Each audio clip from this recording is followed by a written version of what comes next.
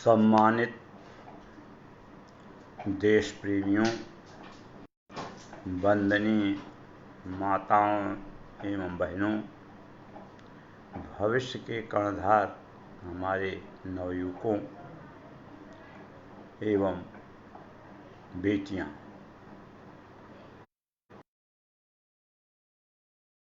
चलते रहोगे का 8वां एपिसोड आज आपके सामने प्रस्तुत होगा, जिसमें भारत भारती के इस यात्रा का यह वर्ष 1988 का कार्यक्रम बताया जाएगा।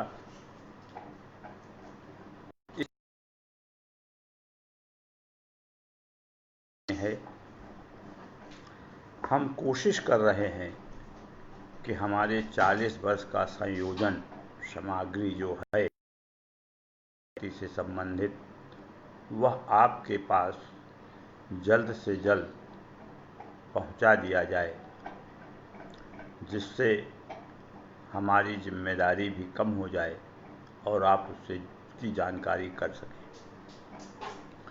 उसी तारतम्य में आज हम आपसे ये बताना चाहेंगे कि सेवा शब्द बड़ा प्रिय, सुहावना और मधुर लगता है। जितना मधुर लगता है उतना ही सरलता का अनुभव होता है। लेकिन सच्चाई ये है कि निस्वार्थ सेवा भी एक कटीले तार पर चलने जैसा होता है। इसलिए कि जब भावना निस्वार्थ होती है तो आज के समय में उसका भी अगला पक्ष जो सेवा लेने के योग्य होता है, उसकी मनोवृत्ति में कहीं न कहीं ये दुर्भावना भी रहती है। इस तरह की निस्वार्थ सेवा करने का तात्पर्य क्या है और क्यों होता है? ऐसा कोई नहीं करता, जरूर इसमें कोई न कोई स्वार्थ। उस स्वार्थ में सबसे बड़ी जो अज्ञानता है और समाज की कुटिलता है कि सरकारी प्रावधानों में आज हर क्षेत्र में सरकार उदार भावना से आर्थिक सहयोग प्रदान करती है। सेवा लेने वाले व्यक्ति को यह समझ में नहीं आता कि समाज सेवी संस्था का अर्थ क्या है। वो पर्दे के पीछे इस बात की भी अपनी कुटिलता जाहिर करती है कि जरूर कोई न कोई धन इनको सरकार से मिला होगा और तभी ये लोग इतना काम करते हैं, वरना इनको क्या गर्ज पड़ी। इसलिए सेवा का भाव का मूल्यांकन करना कभी कभी बड़ा कठिन होता है। हम या हमारी जैसी बहुत सी समाज सेवी संस्थाएं हैं जो तन मन धन से, यहाँ तक कि बहुत सी संस्थाएं इस रूप में भी आपके बीच है कि वो रक्त यानी अपने शरीर का रक्त भी दान देती हैं। बहुत से लोग ऐसे भी हैं जो समाचार मिलने पर अपने शरीर के अंग का भी दान देने की क्षमता रखते हैं। ऐसे महानुभावों को जितना नमन किया जाए उतना कम है।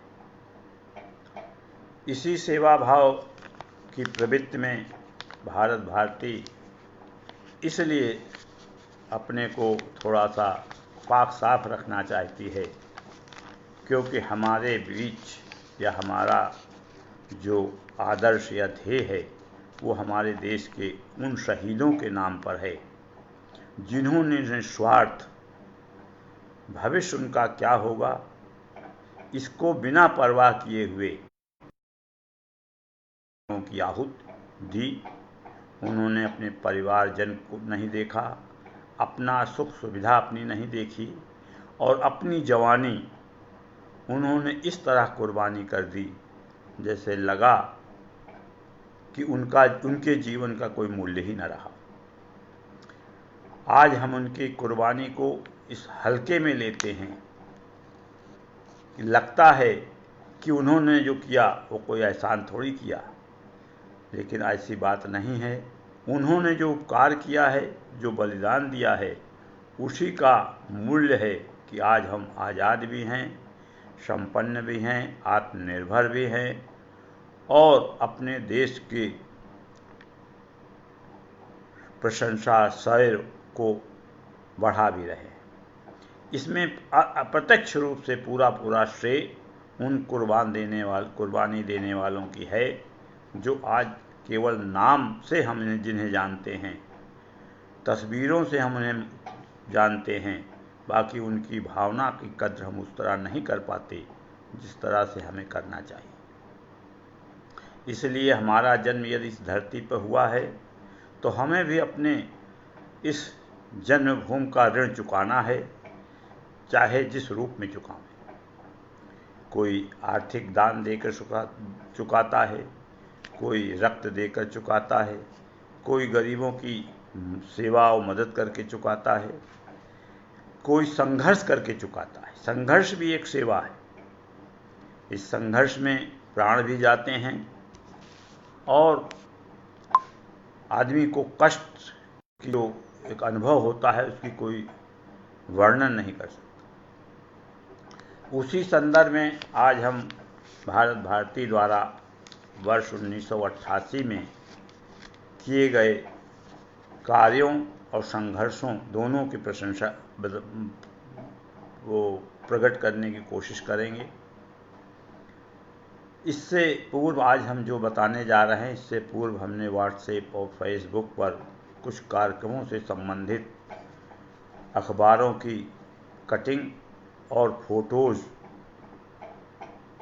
डाल दिए हैं, जैसा कि रोज़ करते हैं। उससे आप लोगों को पढ़कर ये अनुभव होगा कि हम जो कहने जा रहे हैं उसका मर्मत्व क्या है। आज के संदर्भ में हम ये बताना चाहेंगे कि कल के 7वें एपिसोड में मैंने संकेत किया था कि निस्वार्थ सेवा में केवल प्रशंसा के लड्डू ही नहीं खाने को मिलते, उसमें संघर्ष की बेड़ियां भी पहननी पड़ती हैं। वर्ष 1988 में हमने अपने 7वें नैतिक अलंकरण में ऐसी ही परिस्थितियां आकर खड़ी हुई जिसमें संस्था की अग्नि परीक्षा थी।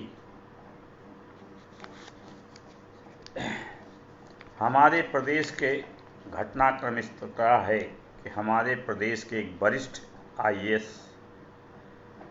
अधिकारी जो अपने पूर्व काल में सर्विस सेवा में देहरादून स्थित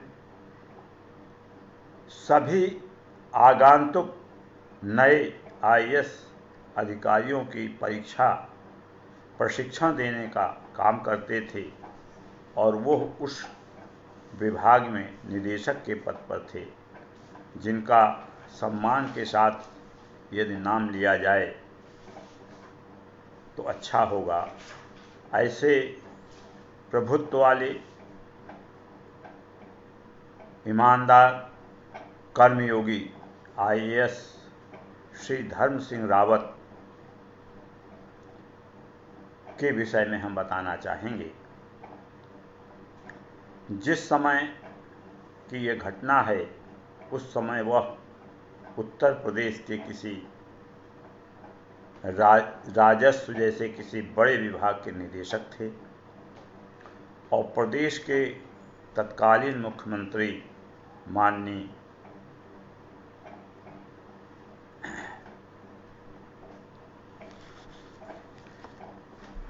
क्या नाम बोल रहे हैं,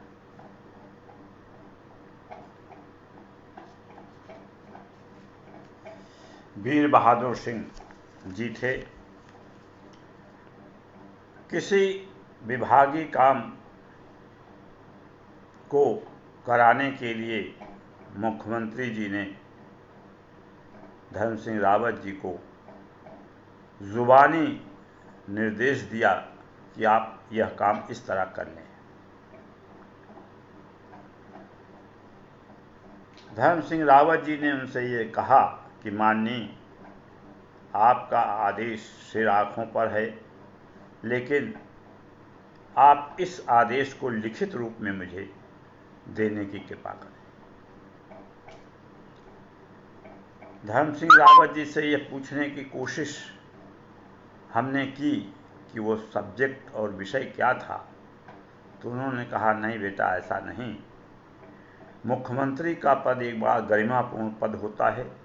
उस पद पर चाहे जो बैठा हो, उसके क्रिया का पर्दाफाश किसी अधिकारी को या किसी जिम्मेदार व्यक्ति को नहीं करना चाहिए, भले ही वो अनैतिक, कितना भी अनैतिक क्यों न हो।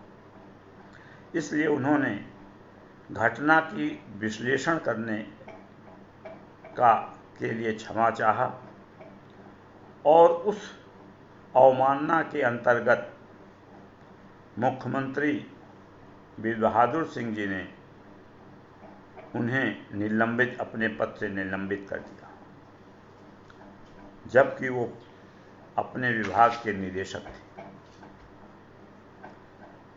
एक स्वाभिमानी अधिकारी के लिए ये बहुत बड़ा दंड था, क्योंकि उनके पिछले कार्यकाल में कभी भी कोई ऐसी प्रक्रिया या ऐसा दाग नहीं लगा था। उन्होंने अपने अपमान के क्षोभ में अपना विचार प्रकट करने के लिए और विरोध प्रकट करने के लिए उन्होंने लखनऊ जीपीओ पार्क स्थित राष्ट्रपिता महात्मा गांधी की मूर्ति पर अनशन करना शुरू कर दिया। उनके अनशन करने का समाचार पत्रों में विशेषता से खबरें छपीं। उनकी उस उपवास की घड़ी में बहुत से आईएएस, बहुत से और लोग, उनके शुभचिंतक उनसे मिलने 2-4 दिन गए, लेकिन बात पुरानी होती गई। मुख्यमंत्री जी का भय भी था, इसलिए 2-4 दिन बाद वो अकेले रह गए। उन्होंने उसके अगले कदम में लखनऊ को छोड़ दिल्ली के बोट क्लब पर अनशन करना शुरू कर दिया। दिल्ली और लखनऊ में आईएएस अफसरों की संख्या में बहुत अंतर होता है। दिल्ली भारत की देश की राजधानी है, वहाँ बहुसंख्यक आईएएस अधिकारी रहा करते हैं, कार्यरत होते हैं। उनमें अधिकांश अधिकारी ऐसे थे जिनको धर्म सिंह रावत जी ने देहरादून के प्रशिक्षण में प्रशिक्षित किया था। उनके समर्थन में बोट क्लब पर सायंकाल लगभग 40-45 आईएएस उनसे मिलने और उनकी सहानुभूति में जाने लगे। किसी भी सत्ता में आईएएस और पीसीएस की क्या महत्ता होती है, ये हर आदमी जानता है। वो उन्हीं के हाथ में घोड़े की लगाम होती है। वो एक बुद्धिजीवी वर्ग के प्रमुख पद होता है और व्यक्ति होते हैं। इस तरह जब 40-45 आईएएस उनसे मिलने और सहानुभूति प्रकट करने दिल्ली स्थित बोट क्लब पर जाने लगे और यह समाचार रोज अखबारों में, दिल्ली के अखबारों में मुख्यता से छपने लगा, तब तत्कालीन प्रधानमंत्री श्रीमती इंदिरा गांधी जी की दृष्टि इस उपवास पर और इस घटना पर पड़ी। वो चूंकि एक जागरूक और महान देशभक्त और कुशल प्रशासक थीं, कुशल नेतृत्व की क्षमता रखती थीं। उन्होंने इस घटना को बड़ी गंभीरता से लिया और मुख्यमंत्री जी को दिल्ली बुलाया और उनसे कहा कि तुम तत्काल धर्म सिंह जी को निलंबन समाप्त करो और इनको उत्तर ले जाकर किसी विभाग का पुनः निदेशक बनाओ, इसलिए कि इन IAS अफसरों के सहयोग से ही हम सत्ता का काम चलाते हैं। यह घटनाएं जिस तरह पूरे देश ने पढ़ा, उसी तरह भारत भारती के मेंबरों ने, सदस्यों ने भी पढ़ा। उसके बाद मुख्यमंत्री जी ने उनका निलंबन वापस लिया और उन्हें गजेटियर विभाग का निदेशक बनाया। गजेटियर विभाग कुल मिला के एक निष्क्रिय विभाग ही माना जाता है। उनको ऐसी जगह बैठाया गया जहां सत्ता से उसका बहुत ताल्लुक न रहे। ये सब घटनाओं को जानने के बाद भारत भारती ने अपने चयन बोर्ड, अगले साल जो नैतिक सम्मान दिए जाने की बात थी, उसमें धर्म सिंह रावत जी का चयन किया और मुझे यह जिम्मेदारी दी गई, आप धर्म सिंह जी से संपर्क करेंगे और इसकी जानकारी देंगे और 23 जनवरी के कार्यक्रम में आने के लिए आमंत्रित करेंगे। मेरा सौभाग्य था, मैं लखनऊ स्थित जवाहर भवन में स्थित गजेटियर कार्यालय गया। रावत जी अपने चेयर पर विराजमान थे। मैंने परिचय बताया। उसके बाद मैंने उद्देश्य बताया कि संस्था भारत भारती इस तरह का काम करती है, कुछ ऐसे लोगों का सम्मान करती है। उसी सम्मान में इस वर्ष हम आपको सम्मानित करना चाहते हैं। इसी बात की जानकारी देने और आमंत्रण देने मैं आया हूँ। उन्होंने बड़ी गंभीर मुस्कुराहट में मुझको व्यंग भरे शब्दों में मुझसे पूछा कि क्या तुम इस निर्णय पर अटल रह पाओगे? मेरा उत्तर था कि मैं आपकी बात समझ नहीं पाया। उन्होंने कहा, जब ये बातें आप शासन तक पहुंचेगी और मुख्यमंत्री जी जो हमारे पक्ष में नहीं हैं, और उस समय जब आपके ऊपर दबाव पड़ेगा तो आप भाग खड़े होंगे और हम बेइज्जत होंगे। मुझे भी शिकन हुई। 2 मिनट में भी चुप रहा। उसके बाद मैंने कहा कि आदरणीय, ये विश्वास रखें कि भारत भारती जो जयंती मनाती है वो एक संघर्ष पुरुष के नाम पर ही मनाती है और उन्हीं को अपना आदर्श मानती है। सुभाष जी जैसे लोगों की जयंती मनाना हमारा आदर्श रहा है और हम उन्हीं के आदर्शों पर चलने की चेष्टा करते हैं। इसीलिए मैं आज तक भारत भारती ने अपने किसी भी आयोजन में किसी राजनेता को अपना अतिथि नहीं बनाया है। हम मुख्यतः न्यायमूर्तियों, साहित्यकारों, इस तरह के लोगों को ही या क्रांतिकारियों को हम अपना अतिथि बनाते आए हैं। अगर आप हमारे आयोजन में आएंगे और मैं किसी कारणवश संविधान की परिधि में इस घटना को लेकर या अन्य किसी घटना के अंतर्गत यदि जेल न भेज दिया गया तो संस्था भारत भारती आपको सम्मानित अवश्य करेगी।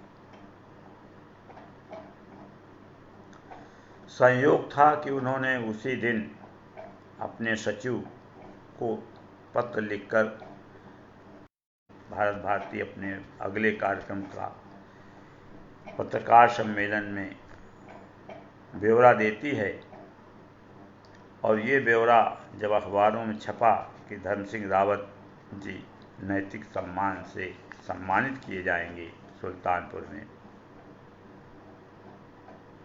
तो सत्ता के गलियारे में इस बात की बड़ी उथल पुथल हुई कि ये तो बड़ा अनुचित होगा, मुख्यमंत्री जी के लिए बड़ा चिंतनीय होगा। भारत भारती के ऊपर राजनीतिक दबाव बनाने की दृष्टि से हर प्रकार की जांच पड़ताल सत्ता के द्वारा कराई गई, आर्थिक भी, सामाजिक भी, राजनीतिक भी। लेकिन चूंकि न तो जनता से भारत भारती कोई धन लिया करती थी, और आज भी नहीं लेती, और न ही सरकारी अनुदान का कहीं कोई स्रोत भारत भारती ने जोड़ रखा था, हमारी सदस्यता भी ऐसी कठिन परिस्थितियों में मानी जाती है कि आम आदमी जब तक वो सच्चरित्रवान न हो, हर तरह से पवित्र न हो, तब तक हम उसे अपनी सदस्यता प्रदान नहीं करते। और सदस्यता प्रदान भी करते हैं तो वो सदस्यता 1 वर्ष के लिए अस्थायी होती है, नहीं टेम्परेरी होती है। इस तरह से हमारे ऊपर कोई ऐसा अनुबंध नहीं बना कि सत्ता हमारे ऊपर कोई दबाव बना पावे। होते हवाते अखबार की कटिंग आपके व्हाट्सएप और फेसबुक पर भेजी गई है, उसे आप पढ़ेंगे। हेडिंग है, धर्म सिंह रावत सुभाष जयंती पर नहीं बोल सकेंगे। अगर किसी महत्वपूर्ण दैनिक अखबार के फर्स्ट पेज पर ये न्यूज़ छपी हो, और वो भी कार्यक्रम के 3 दिन पहले, तो आप समझ सकते हैं कि उसका क्या प्रभाव बनता है। ऐसा ही हुआ। नवभारत टाइम्स के मुख्य पृष्ठ पर ये हेडिंग जो छपी कि धर्म सिंह रावत सुभाष जयंती पर नहीं बोल सकेंगे, दोनों पक्ष के लिए एक कठिन दौर था, संस्था के लिए भी। भारत भारती को भी इस बात का चिंतन था, इस बात का टेंशन था कि धर्म सिंह रावत जी यदि नहीं आते हैं तब क्या परिस्थिति होगी, और आगे आते हैं तो क्या परिस्थिति होगी। इस उधेड़बुन में भारत भारती ने यद्यपि तैयारी कर रखी थी, लेकिन इस अखबारबाजी में, इस उथल पुथल में, भारत भारती के उस आयोजन में जिन अतिथियों को आना था, वे भी कोई न कोई बहाना बनाकर या बिना बताए आयोजन में नहीं आए। अब हमको ये भी नहीं मालूम था कि धर्म सिंह रावत जी आएंगे या नहीं आएंगे। कोई उस समय मोबाइल संपर्क भी नहीं था, और हम चाहते भी नहीं थे कि हम उनसे ये पूछें कि वो आ रहे हैं कि नहीं आ रहे हैं। दूसरे दिन 23 जनवरी को प्रातः हम लोग तैयारी कर ये इंतज़ार कर रहे थे कि देखें क्या होता है। इसी दौरान प्रातः करीब 10 बजे धर्म सिंह जी अपनी एम्बेसडर कार से अपनी पत्नी विद्या रावत जी के साथ आए, और हंसते हुए उन्होंने पूछा कि रंजन साहब, अब क्या स्थिति है? अखबारों ने तो बड़ा तांडव मचा रखा है, आप किस स्थिति में हैं, मुझे बतावें। हमने कहा, अगर आप आ गए हैं और मैं मौजूद हूँ, किसी भी संवैधानिक अनुच्छेद के अंतर्गत मैं अभी तक पीड़ित नहीं हुआ हूँ, इसलिए अगर आप आए हैं तो आपका सम्मान अवश्य होगा। अब हमारे साथ विकट स्थिति थी कि हम यह सम्मान किसके द्वारा, किनके कानूनों द्वारा दिया जाए, क्योंकि कोई भी अतिथि हमारे आयोजन में आए नहीं थे। सौभाग्य से या संयोगवश या प्रभु की कृपा से धर्म सिंह जी अपनी पत्नी के साथ आए थे और उनकी पत्नी लखनऊ के किसी विद्यालय में प्रधानाचार्य थीं। हमने उनसे प्रार्थना की कि आप हमारी अतिथि हो जाएं। विद्या रावत जी ने हमारी प्रार्थना को स्वीकार किया। मैंने उनको अपना अतिथि बनाया और उन्हीं के द्वारा धर्म सिंह जी को सम्मानित, लोक भूषण रत्न से सम्मानित करवाया गया। यह एक ऐसी विकट स्थिति थी कि धर्म सिंह और मुख्यमंत्री जी के बीच में राजा भोज और गांगू तेली जैसा संबंध था। एक आईएएस और एक प्रदेश के मुख्यमंत्री के बीच में इस तरह का टकराव में भारत भारती भी फंस गई, उसके लिए भी चुनौती बन गई। हमारे भी पूरे तरह से सत्ता ने पोस्टमार्टम किया, लेकिन जब हमारी संस्था में किसी प्रकार का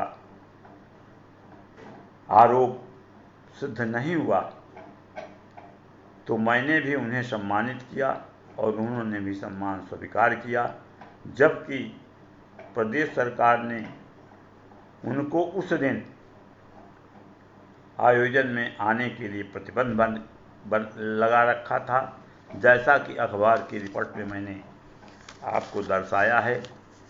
धर्म सिंह जी आए, उनको सम्मान हुआ और यह समाचार पूरे प्रदेश और देश के अखबारों के मुख्य पृष्ठों पर अंकित हुआ कि प्रतिबंध के बावजूद धर्म सिंह रावत कार्यक्रम में, भारत भारती के कार्यक्रम में सुल्तानपुर आए और उन्होंने सम्मान स्वीकार किया। यह समाचार BBC लंदन तक से आया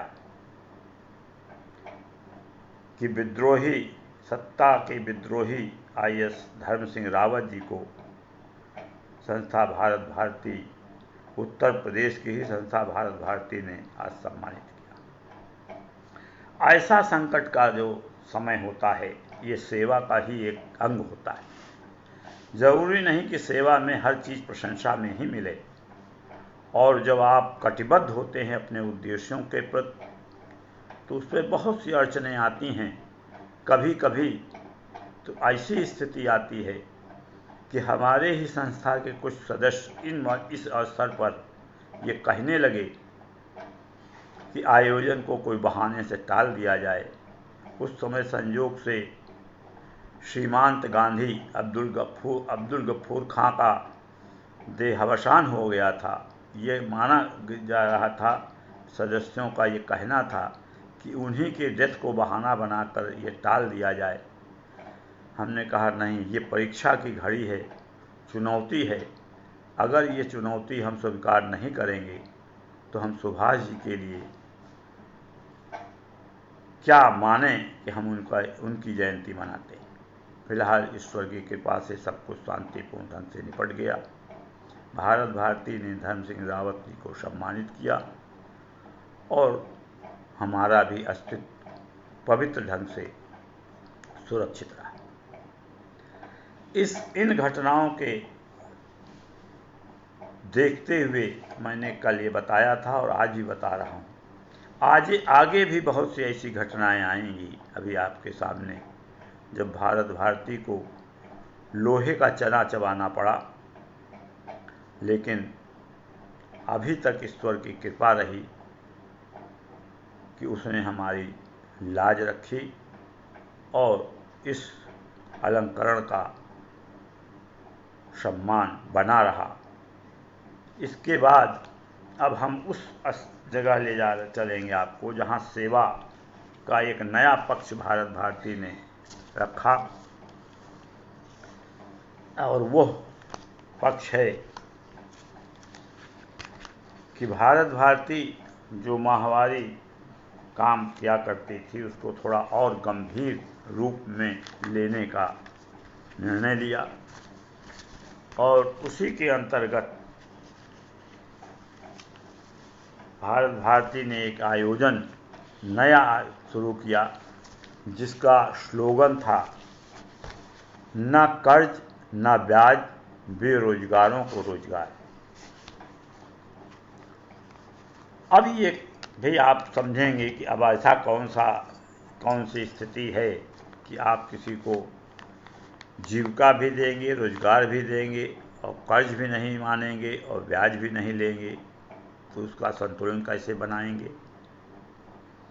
लेकिन भारत भारती ने निर्णय लिया कि हम ऐसे बेरोजगारों को रोजगार देंगे जिनका परिवार हो और जिनकी रोजी रोटी का साधन न हो, ऐसे लोगों को हम चयन करेंगे और उनको रोजगार देंगे। रोजगार के अंतर्गत संस्था ने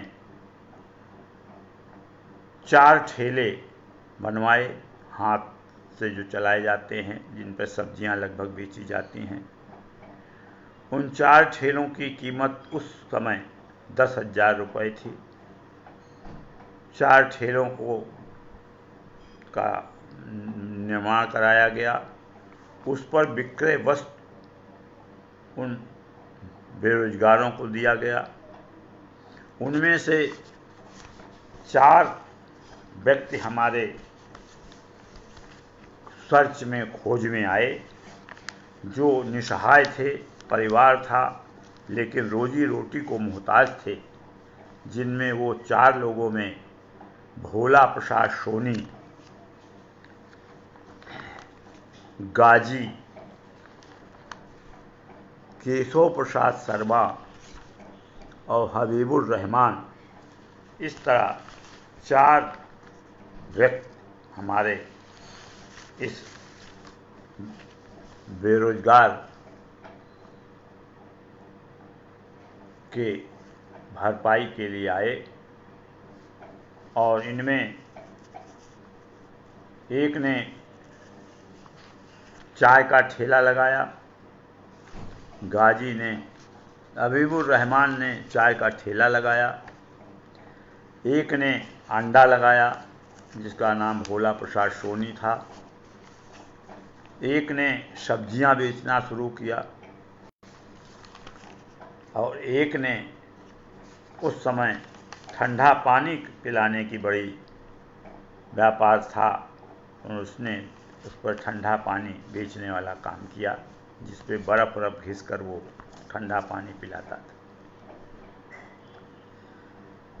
बड़ा अच्छा रिजल्ट रहा और इनकी भरपाई इनको कैसे करनी थी, यह भी अपने आप में एक उपाय था।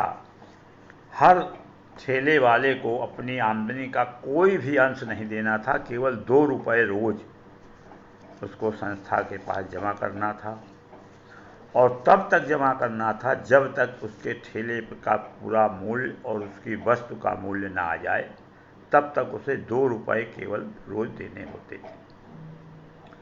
न कोई मजदूरी थी, न ठेले का कोई भाड़ा था, न लगाई हुई पूंजी का कोई ब्याज था, केवल उसका परिश्रम उसके पास था।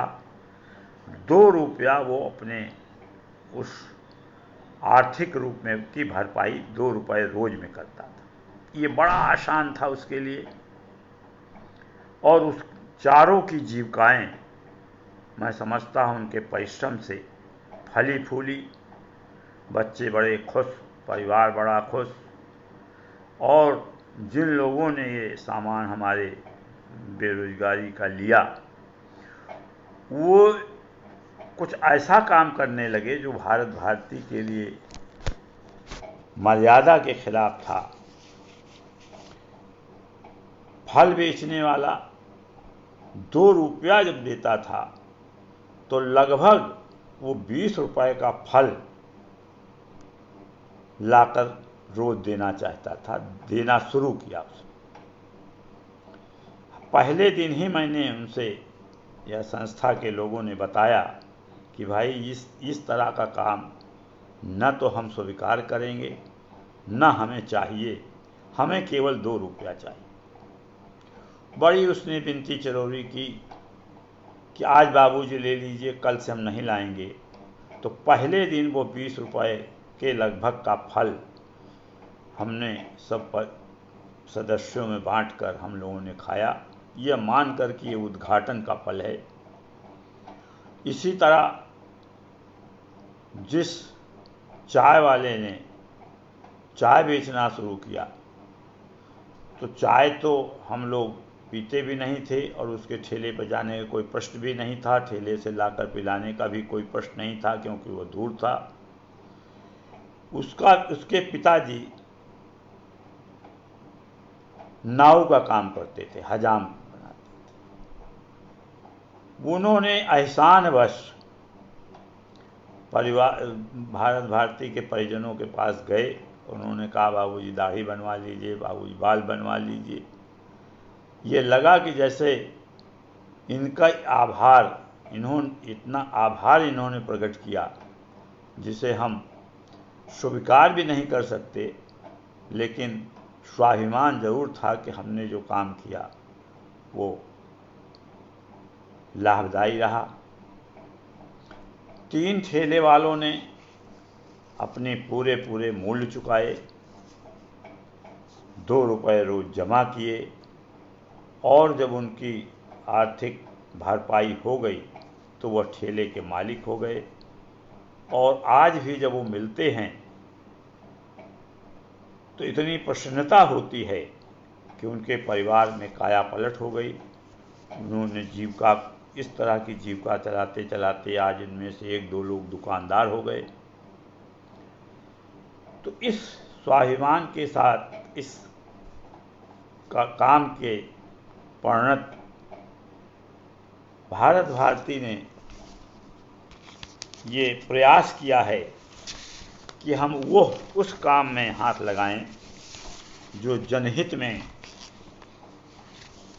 अन्य कार्यों से अलग हो। इस 2 घटनाओं को लेकर हमने 1988 का कार्यक्रम संपन्न किया और आप लोगों की सहानुभूति और आप लोगों के सहयोग से आज भी जो भारत भारती कर रही है उसमें आप ही लोगों के सहयोग का बल है। इसी के साथ आज हम विराम करते हैं। जय हिंद, जय भारत।